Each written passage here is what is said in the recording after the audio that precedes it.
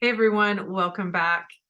You may have heard before that everything at its smallest particle is energy. At the end of the day, everything that appears solid is actually not. It's empty space. It is energetic. And that is kind of hard for us to wrap our brain around. It's hard for me to imagine that. The first time I ever heard this was when I was in college. I was actually in my biology class, and my professor was sitting on this big, bulky wooden desk. And she knocked on the desk and she said, "It's actually an illusion that the desk is solid and that it is just appears that way, and that it's actually 99.999% in empty space." And she went on to explain that the smallest particle at its level is what I believe we think is an atom at this point. They keep finding more discoveries that there is a smaller particle, but as of right now, I believe it's an atom. And if you were to slice open that atom, it is 99.99999% empty space. So it's a lot of empty space appearing as like they're vibrating, and these molecules together make things appear as solid. A lot of things in our world are actually an illusion. It's really hard to believe that. It's a new concept for me in my life because I wasn't born and raised with understanding these ideas. And so it's really fascinating. But one thing that is really cool is that our bodies, that I find very interesting, and I want to share with you today, is that our bodies are actually about 70% water. And they have discovered that water holds messages and memory. Dr. Emoto, he is a Japanese doctor. He was a Japanese doctor. He has since passed on, but he dedicated his entire life to learning about water and to studying these.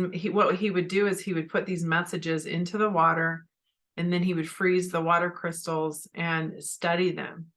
And what he discovered was really beautiful and amazing. His work is so beautiful, but he discovered that, you could say something really awful to some water. Let's say that he had a glass of water that he was infusing hatred into. Maybe he was speaking hate into this, and then freezing the water molecules. They were these ugly, murky looking water molecules. And then let's say there was a glass of water that he was speaking love into. And then he did the same thing and studied those. And they were just these beautiful, beautiful water crystals. And he did this with many, many different things. He tried different music. He put words on the sides of water bottles. He did all different kinds of studies. And what he found was that at the end of the day, the energy that was infused into those water molecules would make all the difference as to whether the crystals were beautiful and works of art, or whether they were ugly and murky and yucky. And so when you recognize that our bodies are also 70% water, we have so much power to heal our bodies, to support our bodies, or to the contrary, bring our bodies down and really affect our immune systems in a negative way and really sink our own ship, really. And so I think it's important for us to remember that our self-talk and the things that we say to ourselves, which I'm, of course, always talking about our story and our thought process, but it really has a profound effect onto how our health is, how our life is, the things that we're creating in our life. And so remember that as you are speaking and thinking and feeling and believing, those are all messages that are being infused into your energetic makeup of your body and into the cells of your body, the water in your system, and you are creating your reality. And so a lot of people right now are talking about how they've gotten sick lately, or a lot of people have been sick more than usual. And I mean, there can be a number of reasons for that, but it's important to remember that if you are feeling not well, or if you start to feel not well, remember that you have a lot of power to help shift that and support yourself. So instead of sinking your own ship or being the demise of your own health, actually infusing yourself with health, vitality, healing, and really going on that road of love and nourishment as opposed to the opposite. You know, when we think about, I want you, like when we talk about everything at the end of the day is energy, I want you to think about the things that you do in your daily life, and you have so much power to project love and positivity, or overwhelm, irritation, anxiousness. Whatever it is you are holding is really, really affecting your life, not only your life, but also your family's life, the people in your space. And this is something that I think a lot of us miss and we're not aware of. We want, of course, what's best for our families and what's best for our children, but we don't realize that a lot of things that we're doing are not really supporting the space that they're in or that we're in. And so I just want to highlight a couple things today for us to start incorporating into our lives and thinking about. I want you to think about, as you make dinner, think of the difference in someone who is like, I want you to envision like somebody coming home from work. Let's say you're a mom and you come home from work and you're exhausted and you're tired and you're like, oh my gosh, I have to make dinner. And so then you get out stuff to make dinner, and as you're making dinner, you're just thinking, oh my gosh, I have to do it all. Nobody helps me around here. This is so frustrating. I'm so tired. I'm so stressed out. I'm maybe angry that I have to be the one to always make dinner. And as you're chopping up the food and you're putting things into it, you're also putting all that in there as well. Not only the vegetables or the meat or whatever your actual food items are, you are also putting in overwhelm, resentment, anger, anxiety, whatever it is you're feeling and thinking. That energy that you are projecting out, that you are holding, you are infusing into your meal. And then your family is consuming it and they are getting the messages. And that's what they are taking on as well. It's contagious. Energy is contagious. And so I want you to think about that. I'm not saying this to make anyone feel guilty or feel bad, but I want you to recognize your power to affect not only yourself, but everyone around you. So let's shift that and let's look at the opposite of that. Let's say somebody comes home from work and they're like, oh, what a day. It was a productive day. I'm so grateful to be home with my beautiful family and get in my comfies, maybe pour my favorite glass of whatever you want to drink, some nice tea or an ice water or a cocktail or a glass of wine, whatever you choose, and turn on some, nice music. And as you're chopping up the vegetables, you're thinking about how much you love your family or how great your day was or what you want to create in your life or how delicious this meal is going to be. And you're in a space of gratitude, of joy, of enjoyment with being in your comfies in your wonderful space and surrounded with love. You are now projecting that into your meal. And you've heard that saying, cooking with love, or you can infuse it with made with love. It's real, it's true, and you can really taste the difference. You can taste the love in items. And so doing something in that space, in that energy, is so beautiful. It's so supportive. The other day I went and I did a deep clean on my teenage son's room. And oh boy, did I find lots of stuff, lots of interesting things in there. I cleaned every inch of his room. Now, a lot of people would be like, why are you cleaning your son's room? I normally don't. I mean, we do the same thing that most people do, where we say, go in there and clean your room. And that's normally how things go. But every once in a while, I like to do a good deep dive, what I call a feng shui of his room, or of my daughter's room, or whatever space in my home I feel like needs my attention, or is kind of calling me. And so I studied feng shui. I'm actually a feng shui consultant, and that is something I like to do. I like to go in and just do a good energetic cleanse.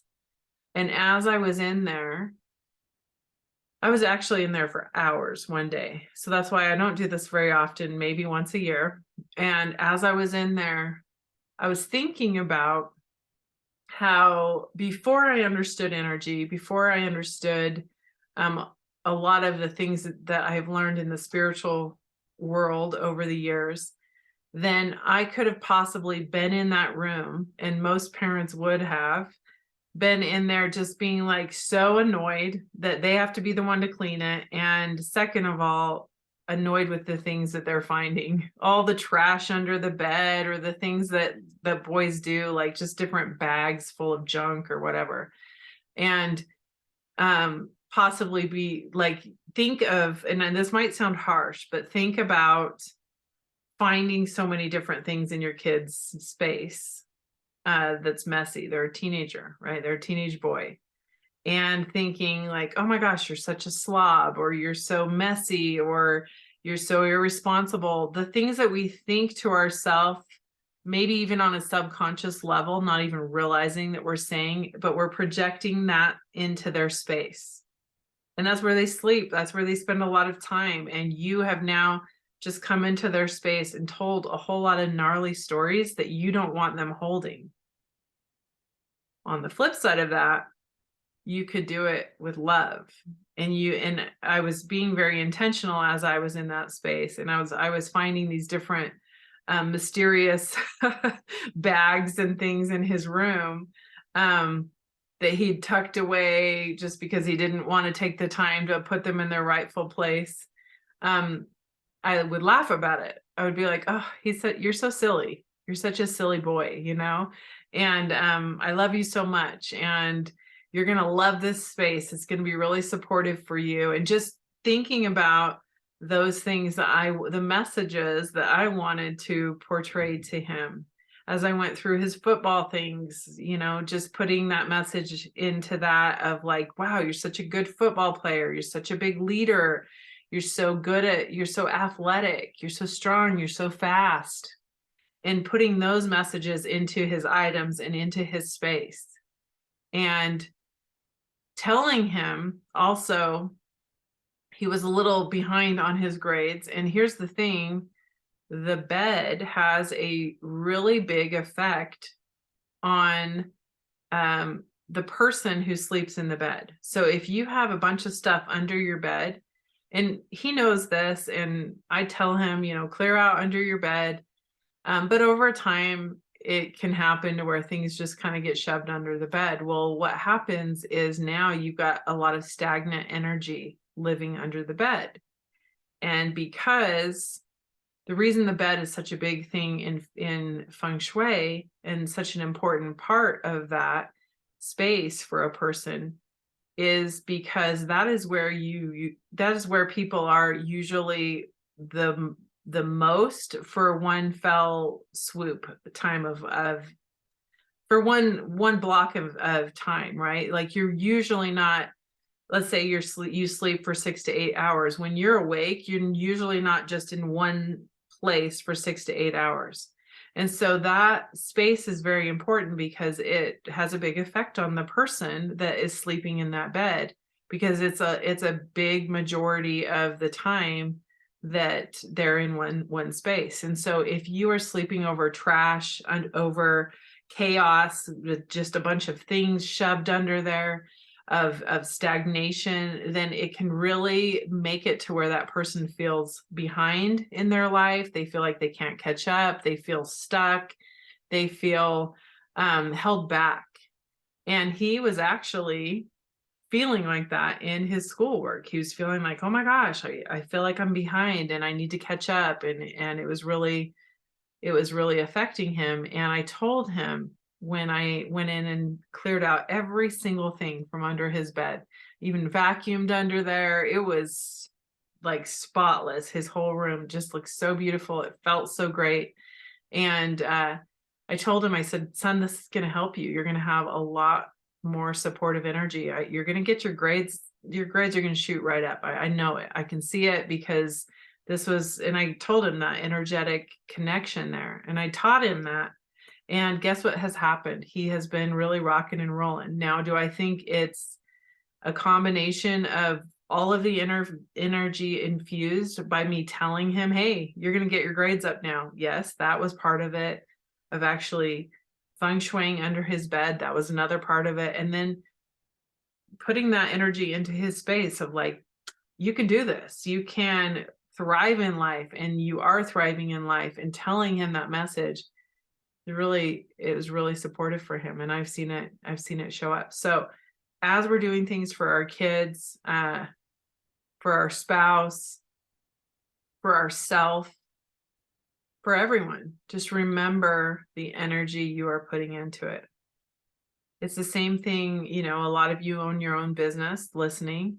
And if you are working with a client that you're like, I have to work with this client today, then you're creating more of that, because they are getting that message loud and clear of, be a pain in the butt, or whatever it is that they're showing up. That energy is real. So whatever you're putting into any space or any area of your life, you are getting that back. You do have the power to shift that, because at the end of the day, everything is energy. So think about that as you go through your week. What is it that you could shift? What is it that you could do with more love, with more peace, with more zest, excitement, joy? Because that's really what you want to consume. That's what you want to create your life with. So much love to you all. Thanks for being here, and bye for now.